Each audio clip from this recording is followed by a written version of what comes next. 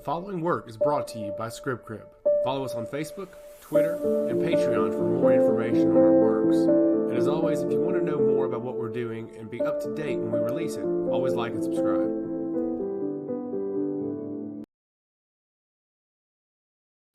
The Isle of Warton was never a place that he liked to visit out in the open. He preferred to remain in the shadows, remain in the sewers, remain where no one could see him.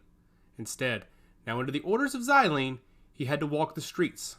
Todandik, one of the god-touched servants of Xylene, was sent with a mission. He had to relay a message to Rylegek. He had to relay a message to Sonier. He had to tell them that Scaer was now a servant of Xylene and soon to be a servant of Talgus. Todandik did not enjoy these missions, but he had to do what his god wanted him to do. Being a god-touched servant required more than simply killing mortals with the Naga that he controlled. There were times he had to be diplomatic, there were times he had to show diplomacy. There were times he had to show restraint, and this was one of them. He was not to harm anyone on the Isle of Warton unless he was provoked. However, he knew there was a gray area he could operate in. He knew that if he were provoked, he could levy the Isle of Warton with an army of Naga that he just so happened to have waiting just outside the tides. It brought Todandik a sense of calm knowing that he had an army waiting at his command. He was not a skilled negotiator, nor was he an able diplomat. Todandik had always been a servant of Xylene, someone that the god of the tides could rely on. He was Xylene's number 2. He was Xylene's right hand. He was his most trusted lieutenant. With his boat docked in the harbor, something that Xylene typically would not do, he entered the streets of the Isle of Warton. The ship, a dark brown, almost black, with white sails, rested in the harbor, with the harbor master and the other sailors looking on intently. It was quite uncommon for a vessel like that to be docked in the Isle of Warton. However, it was not something that never happened, though the crest of Xylene on the hull was something that was never seen at the dock. The citizens of the Isle of Warton were concerned, especially when they saw 4 priests accompany a god-touched servant of Xylene walking through the streets toward the royal palace. Several of the crew of the ship remained on board, but 4 priests joined Todandik in the streets. Their robes were clad with the crest of Xylene emblazoned on their shoulder and chest, while their robes dragged the ground. All 5 of the followers of Xylene moved with a presence throughout the city. Even the citizens who were looking on tried to avert their eyes. They didn't want to lock eyes with the god-touched servant of Xylene, nor with the priest. They were worried for their safety, but they were also curious as to why they were there. The sun hung overhead as the wind blew off the harbor. The royal palace was ahead as Todandik kept his eyes glued on the gates. He saw several guards but knew they would move once they approached. They didn't want to test his might nor the might of the priests that followed him. For several meters, Todandik and his 4 priests moved through the streets unabated. The citizens of the Isle of Warton kept watch, but no one took action. As they reached the gate, the guards moved and allowed Todandik and his priests to enter without any concern. While they were not expected, they knew not to challenge them. The might of Todandik, as well as his rage, was well known on the Isle of Warton. They knew to challenge him meant certain death. While Rylegek and Sonier could say things that would potentially anger him, they were particularly immune from his wrath, or at least so they thought. The citizens of the Isle of Warton, however, did not have that luxury. If they were to speak up against Todandik as he moved through the streets, or perhaps shower him with jeers, they could find themselves trapped in a bubble or at the bottom of the ocean. While they knew at one point they would end up at Vesia's scales, they did not want to reach them while after being impaled by the skewer of a Naga. The gates of the palace opened and Todandik led the way in. Upon entering the palace, he immediately noticed Sonier standing there waiting on him. "I thought I smelled something foul coming in off the harbor," she announced rudely as she laid her eyes upon the god-touched servant of Xylene. "Why are you here to defile this chamber? What brings your filth to stand before us? You know you have no business here." The words of Sonier cut deep as Todandik continued to move forward. Almost with a strut, he walked with a sense of purpose and a sense of confidence that's something he never did while on the Isle of Warton. They had seen him before, but never in the royal palace. He had never graced the confines here, at least knowingly. While as a puddle, he managed to hide in the corners and would watch what was happening. Now, he was able to move freely. "I must admit, I do love what you've done with this place. Every time I'm here, it looks different," he stated with an ominous confession. Sonier rolled her eyes. "And I take it you've been here before?" Todandik smiled and nodded. "I've been here a lot, Royal Vizier, and I must say, the advice that you dole out to Rylegek is top-notch. You would be an asset to the god of the tides. Perhaps you should consider joining us." Sonier turned and scoffed, walking away from it into the chambers of Rylegek. "Royal Vizier, if you knew what I knew, you wouldn't be walking away from me right now," shouted Todandik, and immediately prompting Sonier to turn around. "And what do I not know?" she inquired, the harsh tone of her voice cutting through the air. Todandik continued to strut forward, now with Sonier's full attention. What you don't know is that your son was actually able to deliver on the mission that you sent him for. Sonier tilted her head in confusion. It had been weeks since she had heard the name of her son Scare. She was curious as to how he was doing, having not heard anything from the mainland. And what did Scare do? She inquired softly. Right, what did he do? Boomed a voice from the throne room. Rylegek walked out with his arms folded across his chest, looking out at Todandik with a sense of disdain and anger. The ruler of the Isle of Warton did not like seeing a follower of Xylene in his presence, much less 5. However, the 4 priests remained silent and looked on, almost like bodyguards. Todandik did the talking, and to be fair, he was stronger than anyone in the room. The 4 priests were simply acting as a presence of Xylene. Todandik had everything under control, and was completely safe. Todandik smiled and folded his arms across his chest to match Rylegek. Sonier, your son made it to Teardred, and he was able to parlay directly with Durillius, something that I didn't think was possible. Todandik announced smugly. He was able to parlay with the god of intellect and actually get some useful information. And if I could continue, this wasn't the first god that he was able to speak with. Scare has actually been able to speak to 3 different gods. Sonier's eyes widened in surprise. Scare's been able to speak with 3 different gods? She asked curiously. He speaks with a forked tongue, announced Rylegek. Don't believe everything you hear from this knave. Todandik laughed maniacally. Oh, Rylegek, you'll see that I speak nothing but the truth in time. We just so happen to be allies now. Well, perhaps we're no longer enemies. Allies will come at some point, especially when we build our temple on this island. Rylegek was taken aback and aghast. You most certainly will not construct a temple of blasphemy here. You will not construct a temple to any god. Todandik continued to giggle as he looked at the king of the Isle of Warton. It's funny when you're naive, Rylegek. Nevertheless, what I am prophesying is true. Sonier huffed loudly. God touched, will you please tell me what has happened to my son? Will you please tell me what has happened to Scare? Todandik looked over at Sonier and away from Rylegek. Of course, I apologize. I was simply having a little bit of fun prodding the old king here. It's not often I get a chance to be a diplomat. I'm not very good at it, but I do enjoy ribbing him from time to time. Todandik took a deep breath and sighed. After Scare left Teardred, he made his trek through Quor on his way down to Zertal, where he was able to parlay with Talgus. All of this was in the hopes that Talgus would be able to broker a peace. Which, to be fair, he did. With the assistance of Talgus, Xylene will no longer be attacking this island regularly. There are some conditions that have to be met.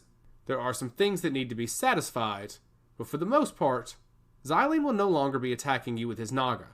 Xylene will no longer be attacking your fleets. The Naga will now be at peace. We will not protect you. We will not serve you. We just simply won't bother you. At least, until we have to. Rylegek appeared confused while Sonier appeared concerned. What did my son have to do to broker this deal?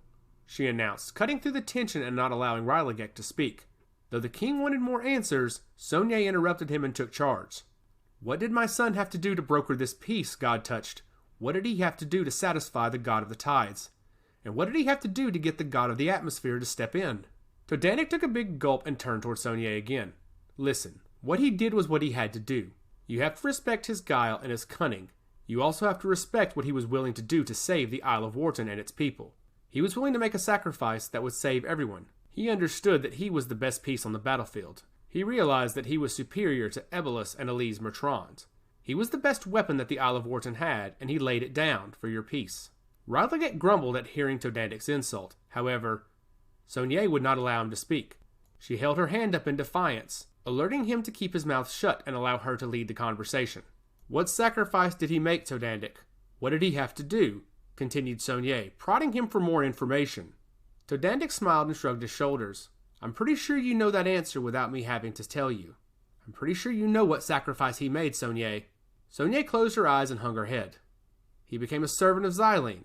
Todandik nodded slowly before pausing. Well, only sort of, answered Todandik. Xylene converted him into a god-touched servant. However, now, after the completion of the conversion, he has changed his allegiance to Talgus. He serves the god of the atmosphere, while at times he'll serve the god of the tides. It's a way we can work around Vestia's orders and Vestia's rules. I'm sure you understand having to work around the ways of the world. Right, Sonier? Or perhaps you understand, Rylegek, he said as he turned toward the king. Scare made a sacrifice to broker the peace. He now works with us. He serves Xylene and he serves Talgus. In exchange, you all are at peace for now. However, as I said before, there are some conditions that must be met. The first of which is that you will not swear fealty to any other god in response to this. If you do, I will send an entire army of Naga onto this island and we will kill every man, woman, and child. We will skewer their bodies and put them on the edge of the island for all to see. No ship will come ever. They will know that this graveyard is cursed. If anyone swears fealty to another god in the royal family, then our deal is off. The Isle of Warton will be destroyed. Sonier sighed loudly as Rylegek stepped forward. So you're saying that we have peace now, so long as we don't swear fealty to another god? I think we can honor that arrangement, God Touched. I don't think you have anything to worry about, said Rylegek calmly. Most good, King Rylegek, said Todanik as he looked back at the priest. Now we will be leaving now, and I hope you never have to see us again, because if you do, it will be because our deal is void, and we will be here to end the Isle of Warton.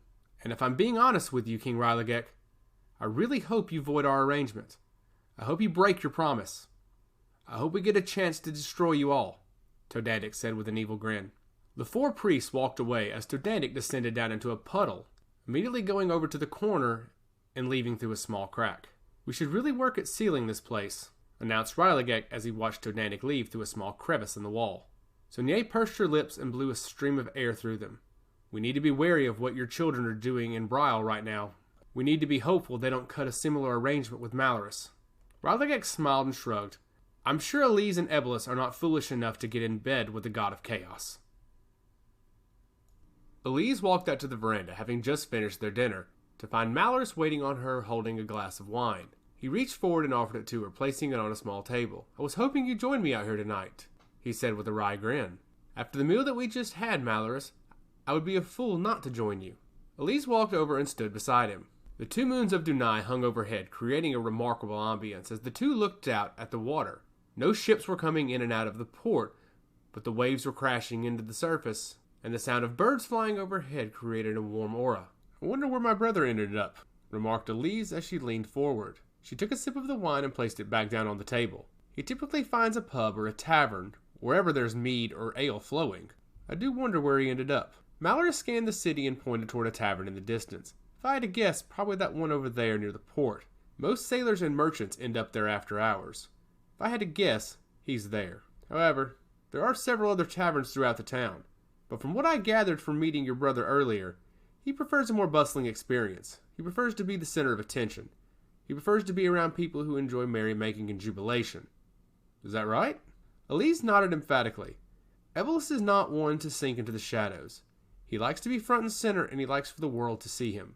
He likes to make a big splash and have an even bigger presence. His personality is large, and I love him for it. Where I can be a bit more calculating and sincere, he can be a bit more brash and outspoken. It's why our father wants what he wants. It's why our father wants Alyze to become the king of the Isle of Warton and for me to be the royal vizier. It's why he wants me to be the trusted advisor, the level head to guide him, while Alyze can be the outspoken ruler, the one who keeps the Isle of Warton on the front foot and away from danger. He wants me to keep Alyze with a level head, so that he doesn't do anything brash and get us in trouble, but he wants Alyze to be the face of the island. Malorus nodded and remained silent for a moment, allowing the birds overhead to swirl. Finally, after a few moments of silence, he spoke up. Is that what you want? Do you want to be the royal vizier? Do you want to be the trusted advisor on the Isle of Warton, or do you want something more? Alyze closed her eyes and composed herself. She knew the answer, but it was something she did not like to speak about. I don't know, she remarked passively. Malorus shook his head. I think you do know, and I think you just don't want to say it out loud. I think you're afraid to put it out there. I don't think you want to upset your father. Am I right? He asked rhetorically, already knowing the answer. Alyze looked out into the horizon as the two moons reflected off the water. Malorus, I love my brother. I love Alyze with all of my heart, but I don't know if I want to serve beside him. I don't know if I can follow my father's wishes. I think in the end, I want something different. And if I'm being honest, I think Alyze might want something different too. Malorus turned to Alyze and smiled. What do you mean? What does Alyze want? I can't speak for my brother, Malorus. I can only muse and suspect. But the way he talks about going on adventures, the way he talks about exploring Dunai, I don't think he wants to be chained to the throne. I think he wants to explore. I think he wants to experience taverns and pubs throughout Dunai. I think he wants to have merrymaking and jubilation throughout. I think what he's doing tonight is what he absolutely wants to do. I don't know how we would have the coin to do it, but I know this is what he wants. I know this is the life that he would prefer to live. I think my brother would be a better diplomat than he would be as our king. Hell, I think I would be a better queen than he would be a king, but that's not tradition." Malorus laughed loudly and shook his head.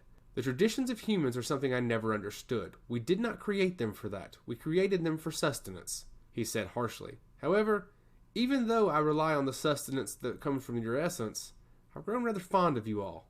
Your unpredictability, your compassion, it's things that I appreciate. It's things that we had in Tengresia. I never thought I would have that connection again with anyone, anything. You see, where you love your brother, I cannot say the same for mine. While I appreciate Duilius and Darien for who they are, we all have our different motives and motivations. Darien views humanity as nothing but a source for food. Duilius keeps his thoughts to himself and enjoys just watching them, almost like ants. Me, I prefer to be around them. I prefer to be one of them. Just like your brother, I love the jubilation and the merrymaking. I love being around them. I love experiencing what they're doing. I love being a part of this lifestyle. That's why I can't stay in Locarus like the other gods. I can't stay in my own realm. I prefer to be out here on Dunai, where I can be with my people, where I can be with my followers, where I can be one with them, and I can experience the joys and the tribulations with them. I can be that shoulder for them to cry on, but I can also be the hands that clap for them when they succeed. I want that. My brothers want to keep their distance, as well as the other gods. I want to be a part of this experience." Malorus took a moment and paused, looking over at Alyze as she was listening intently to his rant. He could tell that she was paying attention and hanging on every word, something that he appreciated. "I cannot deny that when we created Dunai, we essentially created a farm that would provide us sustenance. However, that's changed for me. Darien wants to keep his followers at arm's length. I do not. And while yes, all these people here are sustenance in the ends, I want to experience life with them while they're here." Alyze folded her arms across her chest and locked her eyes on Malorus. "Why is it that you have compassion that the other gods do not have? Why is it that you appreciate humanity while the rest do not?" Malorus shrugged and shook his head. "I can tell you Dahar has some compassion for humanity, but she also creates it from nothing. She's the goddess of life, and takes that role very seriously. Valorous has love for his creations, though most of them come from the ground. The rest of the gods I cannot speak for. I know Valkus does not have any disdain for his followers, he simply just doesn't care. The rest of the gods, though, simply keep to themselves." "What about Vesia?" inquired Alyze. "What does Vesia think about humanity? Does she care about their followers?" Malorus scoffed and shook his head. "Vesia doesn't have many followers. She doesn't have any god-touched servants. She has very few priests. Vesia simply exists in her realm and judges all of us. It's somewhat of a pain, really. She stays up on her ivory tower, looking down the brim of her nose at all of us as we ponder about. While we all experience the tribulations of Dunai, Vesia simply exists to judge. When we created Dunai, we had to have someone take the law into account. On Tengresia, Vesia was one of the royal guards. Her job was to judge and to maintain order. We thought she would be perfect for it, but she has taken her position far too seriously. She has subjugated all of the gods so that we cannot act in which ways we should." Alyze smirked and nodded slowly. "I'm sure there's a reason for it, though, Malorus. There has to be order. There has to be peace." Malorus closed his eyes and turned away. "There has to be both of those, I agree, but Vesia goes about it in a way that is not fair. She does it in a way to keep all of the gods under her thumb. At some point, there's going to be a rebellion. We will stand up against her, and it will not end well for Dunai or for all of humanity." Alyze kept her arms folded across her chest as Malorus kept his back to her. "Have you all had the conversation with her about this?" inquired Alyze, trying to find a solution for Malorus. "We've tried, but she doesn't listen. All Vesia does is react. When something happens, she takes action, and she will only take action when something happens. She's not proactive. She doesn't see a problem happening before it arises. Instead, once it arises, she takes action." Malorus spoke in circles as he turned back toward Alyze. "The goddess of law is a very frustrating individual, and she is not someone I like to talk about in pleasant conversation. I'm sure she's watching right now, laughing, as you and I discuss her ways." Alyze unfolded her arms and took a sip of the wine. "Or she's wondering where we got this great wine?" she asked pleasantly, trying to change the conversation. Malorus laughed and took another sip from his. "And this is something that makes me different from the other gods as well. I enjoy the creations of humans. I enjoy this wine. I enjoy their food. I enjoy everything that they create. The other gods cannot say that." Malorus paused and locked eyes with Alyze. "I enjoy standing on a veranda and enjoying the company of a woman. At least this one. She can have a great conversation and keeps me on my toes." Alyze set the glass of wine down and walked over to Malorus. She looked into his eyes and smiled. and I can say I'm at least enjoying the company of a god. Something I never thought I would ever do. Perhaps I'll enjoy the company of this god for the rest of the evening," she asked suggestively before turning around and leaving the veranda, heading back into the palace of Malorus, where the god of chaos would follow.